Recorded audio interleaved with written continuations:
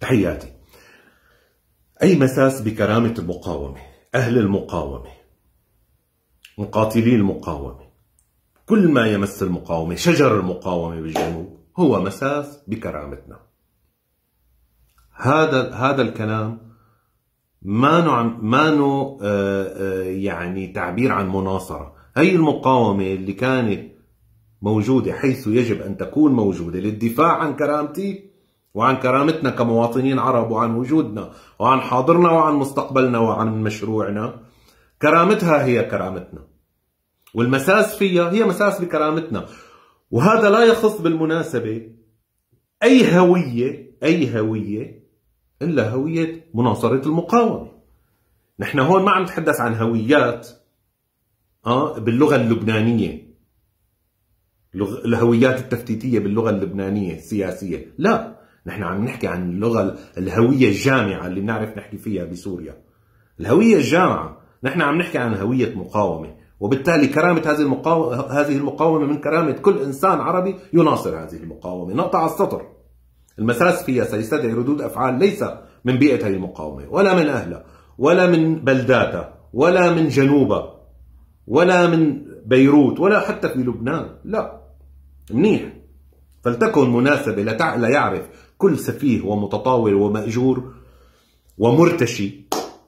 ومرتشي يعمل تحت غطاء الإعلام في لبنان أنه ردود الأفعال لن تخص لبنان على الإطلاق. 2، أنا بالنسبة إلي كمواطن سوري وكممثل أقاطع هذه الدكانة، ما أصلا من زمان نحن حاكين عنها. هي الدكانة أنا أقاطعها، أقاطع الحضور عليها، أقاطع برامجها. وإذا في حدا يعني عنده مشكلة بده يبيع مسلسل للجديد فلا يجيب معنا عبد الحق. منيح، تمام.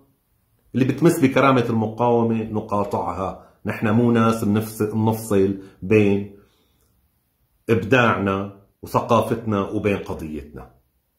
تمام. 3، كان ممكن إنه نحن نحكي مثلا بلغة الإدانة، إنه ندين وما ندين. هي اللغة بنحكيها لما بيكون بقيان لسه شوية أخلاق وكرامة وشرف، بس حدا غلط وقع بخطأ فنقول بنعبر هيك. أما أمام هي السوقية والبذاءة والسفاهة فبصير اللغة يعني مع ذلك ما بنقدر يعني نعبر بنفس هي اللغة، لكن يعني اللي بدها تكون لغة بتشبهها. مو انتم بتحكوا بيشبهوا، تعال بدنا نشبهكم. هلا مضطرين نشبهكم، مضطرين نشبه هالسفالة والانحطاط. فهي مني بزقة من الشام على وجه تحسين الخياط ومريم البسام.